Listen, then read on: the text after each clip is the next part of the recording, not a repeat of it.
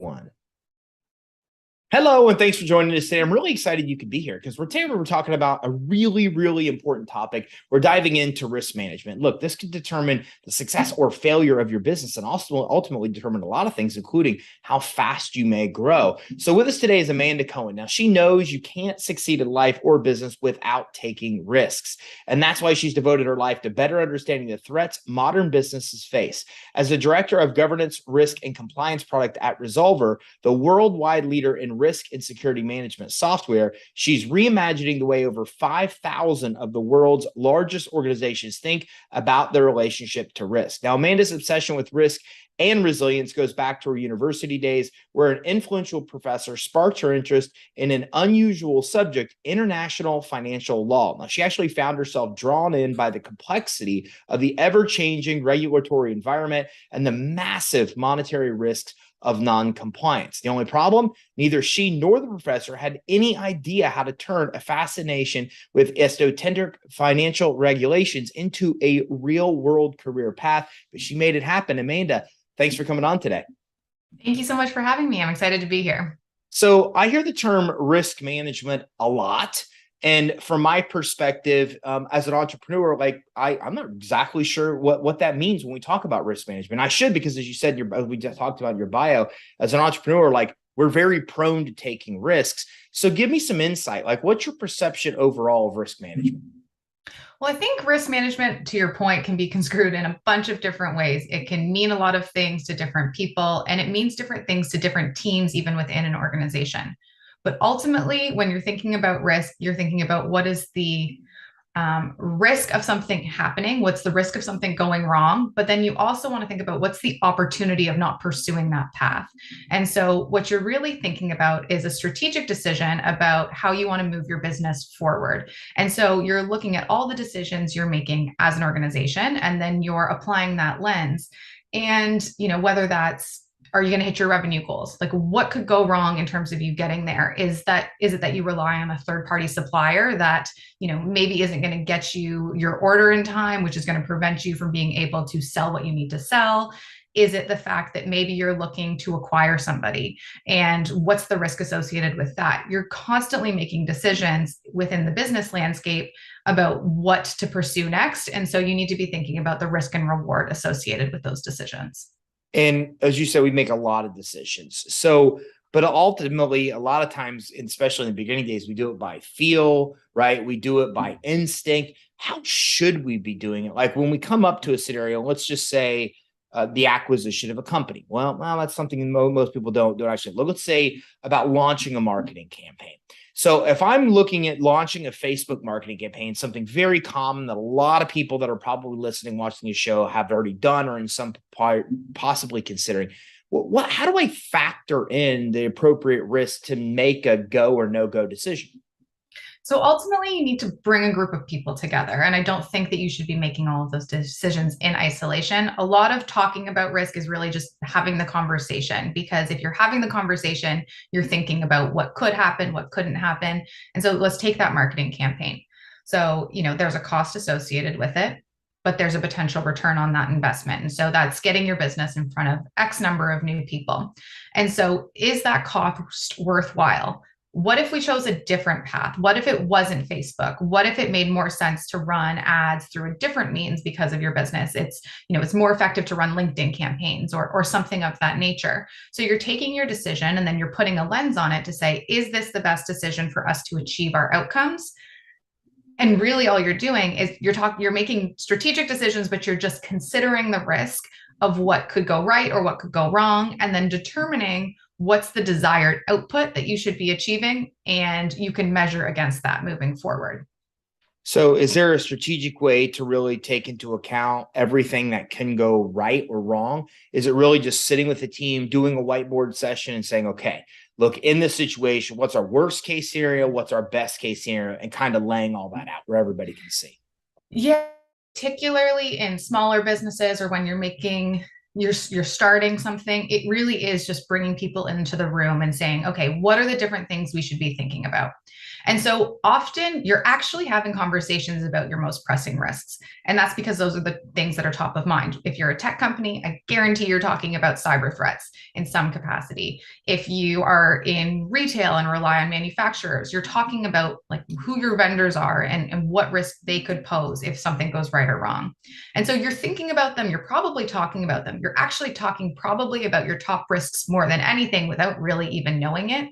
But what I would encourage you to do is ask the question to the group and say, what are the things that we're not thinking about that could go wrong? And so an example of that we applied to our own business is we run a risk management workshop every year to make sure that we're thinking about these things. The first workshop we did was all focused on our top risks, and we're for a technology company. So obviously cyber was at the top of the list. We want to make sure we retain our employees. So that's obviously at the top of the list. But those are things that our executive team are thinking about every day because those are the things that matter a lot. But when we switched the question and we said, what are the things that you're not really thinking about? We were like, okay, actually, we're not really thinking as much about our third parties as we should be. And so we realized that as a result of that discussion, that all the other risks were pretty well mitigated. We had the right things in place. We were doing what we needed to do to be successful and to keep that risk level kind of where it should be.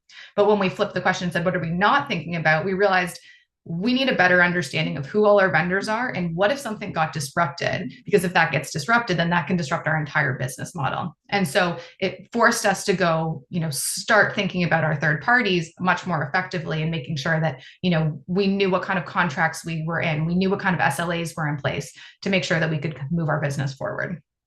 So I really refer to it as a go or no go decision, but I like how you just explained it because you're talking about mitigating risks. It's almost like the way you're handling risk management and suggesting that people handle risk management is to protect to protect your downside, while then kind of positioning yourself to get the best upside. It might not be how you define it, but is that how you kind of look at it? Is it's not do this or don't do that. It's almost like, look, here are the risks of making the decision. If we do this, we have to kind of protect ourselves against those risks to clear the path to still be able to get the upside of moving forward. Yeah, that's exactly it. You can't have a business that's successful if you don't take risks. There is no element. You can't even cross the street without taking a risk. You are making risk decisions every single day. You're just not necessarily framing it like that. And so what you have to think about is, what do I have in place to make sure that those things don't fail on us? Let's take that employee retention risk. We've got some really, really great employees in our company, and we really want to make sure that they don't just, go next door to our competitor or go next door to someone who's paying better salaries. So it's like, okay, well, let's just make sure if that's a risk, we've got these really high performers that could be at risk of losing. Well, let's look at market trends. Like, what are people in this industry being paid? What kind of benefits programs do they have? And then you're constantly just controlling the risk that you have in place, and you're really mitigating what could go wrong because you're just being a little bit more forward thinking about the different types of exposures you might have. So when you do this, do you recommend measuring? So if we make a decision, then ultimately we want to see is that was a good decision, hindsight or not. So when you have these kind of meetings, do you put together like KPIs, a way of measuring the actual result of the decision? Then do you come back and visit those results to kind of reevaluate the decision-making process, or what's that look like? Yeah, you nailed it. That's exactly what we do. So ultimately, and it depends, every company has a different level of maturity in terms of their risk program. So sometimes just having the conversation is the right place to start. Sometimes you need to implement a system that's a little more formal so that you can track it and you can understand, you can work with the business to understand the risk exposure. But everyone's at their own stage in terms of where their risk program sits. But the biggest factor is, how do you track and measure what's happening? And so to your point, either a KPI, we also have key risk indicators that we introduce. And what those do is that's ultimately going to flag you to say, this is going well, this isn't going well. And those types of flags, those types of regular tracking that you're doing is really going to ensure that you are, if you're seeing an upward trajectory of something where it shouldn't be, okay, well, what do we need to do? Let's flag that. When things are running smoothly, that KPI is kind of running consistently where you think about it, then it's probably not something that needs to enter at the top of your discussions every week. And so having those KPIs allows you to understand whether you're on track to achieving those objectives. It also allows you to, if things are going out of the threshold that you think is acceptable, then like, what are the new mitigating measures we have to put in place to make sure that this doesn't go wrong? So when you do all that, what's your process of reevaluating? So you have a KPI. Do you ever come back and have meetings and say, okay, hey, look, we made that decision to launch that marketing campaign 6 months ago. We've been measuring the results. Here's the result. Let's get together and talk about this. This didn't work out like we thought it would. So what could we have done better? Where did we miss? Do you have those kind of follow-up sessions? Yeah, so I think risk is ultimately an ongoing conversation. It's something that happens every single day. But that being said, I recognize that that's harder for people to adopt. And so what I would always encourage is some kind of retrospective at the end of different projects. Like, what went well? If we're going to pursue a new project that aligns in a similar fashion, or, we're going to run our next marketing campaign. Well, what did we learn out of that last one, and what wouldn't we do again? Or what really worked effectively that we should pursue further, or maybe requires more investment? And so when you're constantly rethinking your decisions and you're constantly challenging yourself to think about what happened, then you're able to put in better practices. Or ultimately, you might decide that, that risk level is actually pretty acceptable. We could refocus our resources somewhere else because that went pretty effectively. And let's use our money more strategically towards some other initiative that might propel our business forward. Do you think I'm interested in on a personal level, does this carry over into your personal life too? Like, the fact that you just think from a risk assessment standpoint, like when you make decisions on the personal level, like, is that carried over and built into your thinking? I have never been asked that question, but I'm in the middle of planning a wedding, and I absolutely think that's true because I think I have boxes and backup plans and all kinds of things all over the place to make sure that things are running smoothly. So while I've never really considered that, yeah, I definitely think that's true. I do think it carries forward into my personal life. Well, I ask that because, as an entrepreneur, I see that. It's so interesting that we learn. It's interesting you're getting married too, because speaking to that in a relationship, we learn all of this stuff through business books. And I see so few entrepreneurs apply to that their personal life, or if they would apply the same principles that made them successful in a business, like, it's astonishing how successful things like a relationship would be. So I'm interested coming at it from that risk assessment. So it's good to know that from a risk assessment, marriage is still a good idea. So I'm glad you did. So far, so good. I think I've weighed out the pros and cons. I don't have any KPIs in place, but we'll see. But, I asked that also because I've learned that in the business world, and this is really interesting. After I spent about a year studying this, because what I realized is that, like, the best stuff happens on the tail end of the worst stuff. I mean, things would blow up and then I would make a gigantic leap forward. And then I asked myself, can you make that leap forward without the bad stuff ever happening? And it was really shocking when I dug in, because there were clear signs that I was making a bad decision and taking on too much risk that I just chose to overlook. And then when you really look back and consciously look at that, you're like, oh my gosh, like, I missed all these signs. And then you literally can train yourself to become better at recognizing those signs and just stopping and saying, what is this an indicator of? Like you said, what should I consider? What's the downside here? What's the upside? Is the upside worth the downside? And now it's interesting because on a personal level, I built that process into my head. Like, when I make a decision, it's instantaneous that my brain goes to that cycle. So that's why I asked that, because what you're saying is really applicable across people's lives in business and personal. Yeah, I mean, every day I do truly believe that you're making a risk decision all the time. There are, if you're taking a new job, are you going to like it? Are you making the decision because it seems better than what you were in before, but maybe you're just leaving something that you didn't really like. And so you're jumping into something too quickly. And so your people are making decisions about risk all the time with their kids, with just health and safety. It exists everywhere. And so when you just start to think about it, and I'm not saying like be worried about everything, but just think through what could happen and what's the opportunity there. And then also, what are those small steps I could take today to prevent that from being a catastrophe in the future? And I love that too, because again, I still think of a go, no go decision, but you're talking about mitigating the risks.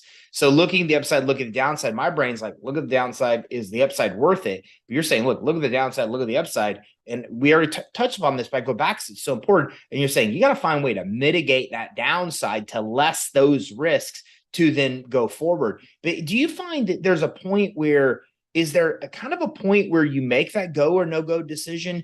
Is there something that we should look at to make that determination? Or just, if we're okay with the downside, we've done what we can do to mitigate it, that's what's needed to then make the step forward? Yeah, I think you have to. I mean, if you overanalyze it to the point of not executing, again, a risk, but then you're just preventing yourself from testing something out. And so it might just be take that small manageable step. What's that first, is there a lightweight campaign that we could take and we can test this out and see how it resonates before we do our larger investment? That's probably a really reasonable way to get to your desired outcome. You don't need to tackle it all at one time. So just take steps that allow you to get to your ultimate objective without throwing all your money into one particular campaign and not knowing whether that's going to pay out. So I do think that, yes, there's always go, no go decisions, but they don't necessarily need to be go jump off the cliff versus like, let's just take those incremental steps into the water to get us to where we want to go. And then you talk a lot about security, and you said that's an area you spend a lot of your time with. So what are the risks that we're seeing right now with security that a regular entrepreneur just doesn't even really understand is happening, or we're not really aware taking action the way we should be? Well, I think the reason we think about security so heavily in our risk space is because if you're talking about risk management, a lot of times people are being really proactive. They're thinking about what could go wrong and they're trying to predict the future in some capacity. But what's actually happening, and very similar to the KPIs you're talking about, if you look at incidents or events that are happening in your business. So maybe you've had some kind of uptick in terms of customer complaints. And so that could lead to a retention problem. It's one thing that's happening in one side of the business that maybe your customer success team or someone is tracking, they're getting logged on the website, but maybe that's an indicator of something that could happen in the future. And so by tying those two concepts together, you're allowed to you basically get to take a much more grounded approach. It's not just like pie in the sky, I think this could go right, or I think that investment's right. We believe that there's an uptick in our risk here because we're seeing these things materialize in our business. And so it forces you to not just think, in the abstract about what could happen, but it's actually tying real results to what's happening in your business every single day. If you think about like health and safety and, making sure that your employees are protected every single day is of paramount importance to you, which it should be, then if you're seeing all of these different incidents that are occurring where people are getting hurt or they're slipping somewhere or, there's not enough lights outside. And so consequently, people are getting harassed on their way in and out of the building. It's like, let's think about those different things that are happening every day and then tie that to the fact that we put health and safety up like utmost importance for our business. And then say, we're not really doing the things that we aspire to do as a business because these incidents are occurring. We can have that correlation. Something I see come from your company is risk intelligence. What is risk intelligence and how can it help us make better decisions? Yeah, so we talk a lot about risk intelligence because there's so many different types of risk that your business can face. So there's regulatory risk, there are, reputational risks, there are operational risks, fraud risks. There's all kinds of risks that materialize within your business. And so oftentimes when people think about risk, they either manage it, if they have a traditional risk management program, they might be managing that in a spreadsheet, or they might be managing it in some kind of like point solution. And so what we believe is that if you don't integrate all of those functions together, you don't really have a picture of what your risk exposure looks like. Same thing with the incident piece. If you're not looking at the incidents that are occurring in your business and tying that back to risk, how do you really know what's happening beyond just like some kind of guess? And so when we talk about risk intelligence, it's really how do we tie all the different pieces, the risk pieces across your business, compliance, risk, audit, all into one cohesive view. But then also, how do we monitor external factors that are happening to our competitors? So, this type of thing just, they just went through this really bad reputational risk. And, because someone was exploiting the company for something. Well, that's what's happening to our competitors. Are we thinking about how that could happen to us?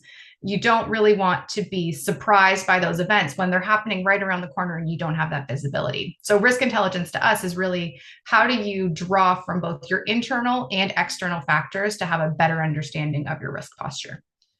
How do you properly then shift from risk management to better risk and to risk intelligence? So I think a lot of it's kind of what we talked about today. It's those ongoing conversations. It's having KPIs that are monitoring your progress. It's not just thinking about risk one time a year on, January 15th because you have to.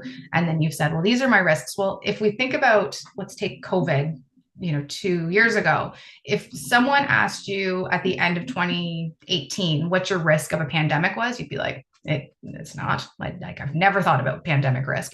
And then if you didn't evaluate it again until if you looked at it the next year, but if you're looking at these things regularly and you're regularly having these discussions, then you're not caught off guard when something goes wrong. And so risk really needs to be fluid. It really needs to be incorporated into your conversations. And it doesn't need to be a big formal program, but it just needs to be brought into the dialogue you're having about what you're trying to achieve. It's interesting because a mentor of mine, actually, that was on their SWOT analysis, the possibility of an epidemic, and even them thinking about that, which I never even would have thought about that on the SWOT analysis, they still really minimized it as a risk and didn't even come close to properly preparing for it, which I think is interesting, which brings me back to something. I mean, what are some of the most common risks that entrepreneurs are dealing with that they just don't see coming? Because there are thousands and thousands and thousands in every organization, from startup to enterprise level, Fortune 500. So we could sit here for hours and go through a million of them. But what are the ones that you see again and again and again that people are just not taking into account that gets them? I think the biggest one, and every organization has different risks. It really depends what vertical you're in or what industry you're in. So I can be fairly broad, but I do think one of the bigger ones thinking about is their third parties, and not just their third parties, but their fourth parties. Sometimes a vendor that you work with really closely, there's a variety of different things that could happen there. There could be supply chain issues, but also if you work with someone and they get a major data breach, and so now your customers' information has been compromised, or you're working with a company and suddenly they have a huge reputational scandal and you're like, oof, I do not want to be associated with that. So I do think regularly talking to your vendors, particularly your key vendors, if it's someone who's not fundamental to your business, but if you fundamentally rely on certain vendors to execute what you have to do every single day, you should have a good sense of how well prepared they are in the market, because big companies crash, small companies crash. Companies do not last forever. And so if you want to be successful, you need to understand not just how your business is performing, but how the people who impact your business are performing. Resolver, what do you do there? I help build the product. So let me rephrase. What does Resolver do? What does Resolver do? Yeah. I mean, what does the company do? We predominantly work, we have two different branches of our company. And so one is really focused on governance, risk, and compliance. One is really focused on corporate security. And we think there's a really happy marriage between those two where you share the insights. But ultimately, what we're helping organizations do is bring risk to the forefront and have those conversations and give their teams the metrics to make better decisions with their data. So by collecting and making the collection of information, your risk information, a lot easier, it makes risk much less overwhelming when sometimes it can feel like this really abstract conversation that you don't really want to have a discussion about. And it makes it consumable so that you can have those strategic decisions and strategic discussions about your business and how to move it forward. So on the software side, do you allow on the software side? On the software side? Yes. I'm curious, do you ever talk to your old professor that kind of got you thinking down this road? I do. I actually have a lot of regret about how I wrote it in retrospect. Like my major paper, I was like, what was I thinking? I would hate to read it again because I think I would be so mortified now, but it is interesting to apply those principles and to have someone who kind of sparked an interest that led to a career. I don't think everyone leaves university thinking like, this is what I'm going to do, or I have this passion. It's generally like, now what? And so it's neat to tie it back to something I thought was really academic. Is she proud of you, like where you are now, what you've done with it? Yeah, I think so. I mean, I haven't asked, but I would assume so. On the paper, how did you score back then? It was it was a major research paper. So it was like my final thesis. You get like a pass plus, a pass, or a fail. And I got a pass. All right, So I that's wouldn't good. say I But didn't now get the you're pass still plus. thinking about how you would have got the pass plus. In retrospect, I would write a very different paper. So when it comes to security risks as entrepreneurs, what are we overlooking there? You do a lot with security risks. That's one of the major areas you cover. So what are the most common things that you run into with security risks that businesses just are not thinking through right now? Honestly, they're just not tracking them. I think that's plain and simple. If you don't, there's so many different types of security things that could go wrong in your business. And if one team has like a little Excel spreadsheet somewhere and some other group has some other thing, but you have no consolidated view, you don't really understand what's happening in your business and what incidents are happening. So ultimately, we find actually when people adopt our software, generally the uptick in incidents that you have actually goes up pretty astronomically because for the first time ever, you're actually tracking things and you're giving those tools to your business to say these incidents are occurring. And then you can start to do something about it. But first, you have to understand what's happening in your business. And I believe in that strongly is that, you're not even making, you can't even make a good decision if you're not making it based on information, metrics, and data. And so that being said, what other things are we missing here that we haven't talked about relating to risk? Meaning that, we've had a great discussion so far about how to look at risk, how to get together with a team, how to be able to evaluate what risks we're actually looking at, how to look at and be able to obtain metrics, especially through the software that you guys provide, and then how that alerts us to things we didn't even know, how to then look back on how to make better decisions. And, what things are we not thinking about, or what haven't we talked about relating to risk that business owners should know? I think that ultimately, I would boil it down to the fact that sometimes it feels like it could be an overwhelming thing to introduce to your program or to your organization. But really, if you think about it again in small chunks, then it's not overwhelming. And also, it's going to do you more benefit in the long term because you're going to better understand how your business is operating. And so, a lot of times people shift from, okay, we've got this risk function, we're starting to think about it, we really want to understand what could happen in our business and we want to track it, we want to look at it year after year, we want to look at it quarter after quarter. And so when you're looking to go down that journey, I guess, if that's interesting, then you need to take it in chunks that are manageable, because if you try to take on too much at one time, your program's not going to be successful. But if you slowly pick away at it, if you start to introduce those thoughts, those concepts into your regular discussion, then risk becomes embedded in your culture, and that allows everyone to make better decisions every single day. Someone doesn't need to dictate what happens. It becomes a part of the way that everyone in the company starts to make decisions. And how much, is there a way of figuring out how much the mistakes actually cost? Absolutely. So a lot of what we do while we track risks and we track different incidents is those incidents are all associated with loss. And you're not just tracking losses, but you're also tracking near misses. So where did we actually not lose money, but we should have or could have? And what does that equate to? Because sometimes you don't get fined from the regulator, or you don't get, it evens itself out, or insurance covers something, but what could have gone wrong? And so when you start to track that monetary value, you start to understand a lot more about where to invest. And those KPIs, those key metrics are really, if you had that financial objective and you're not able to meet it, like what revenue did you miss out on? That's interesting. I'm actually doing that. I live in the middle of the city. I'm doing that with parking tickets right now. I've always paid for parking, and then I decided just to stop paying for parking and then see if the amount I save is more than the actual amount of tickets that I get. So far, I'm plus, for the record, man. I was going to say, I've done that before, and I have always come out on top. You always come out on top, right? I thought the same thing. I'm like, let me just see what happens here. And so far, I'm like way up. So this is going really well.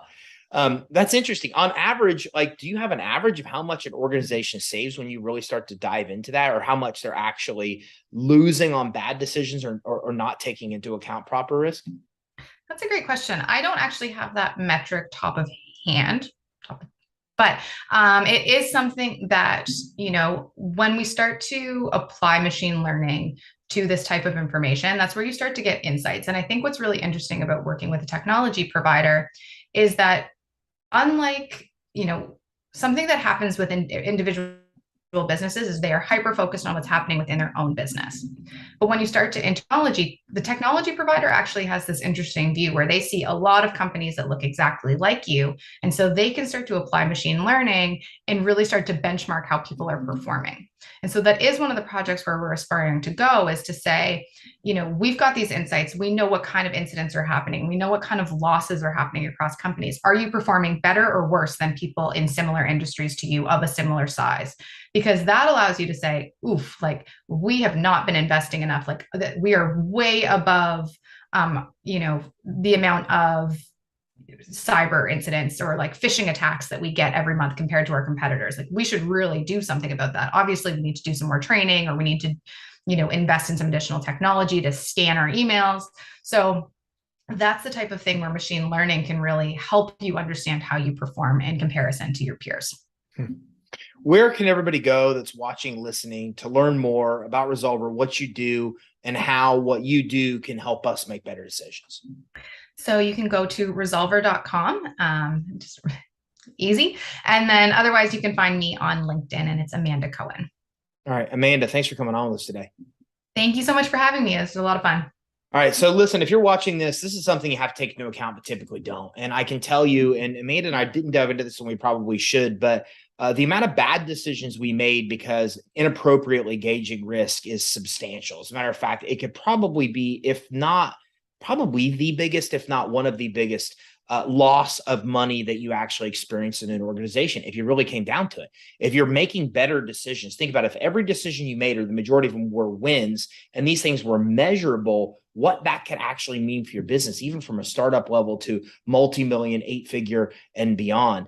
This is the thing you want to take into account, because especially when you're in the newer stages of business, especially as you get bigger and you really want to maximize profits, then you really have to learn where the waste is. And I can't tell you how much waste is in making really bad decisions because you didn't properly gauge the risk.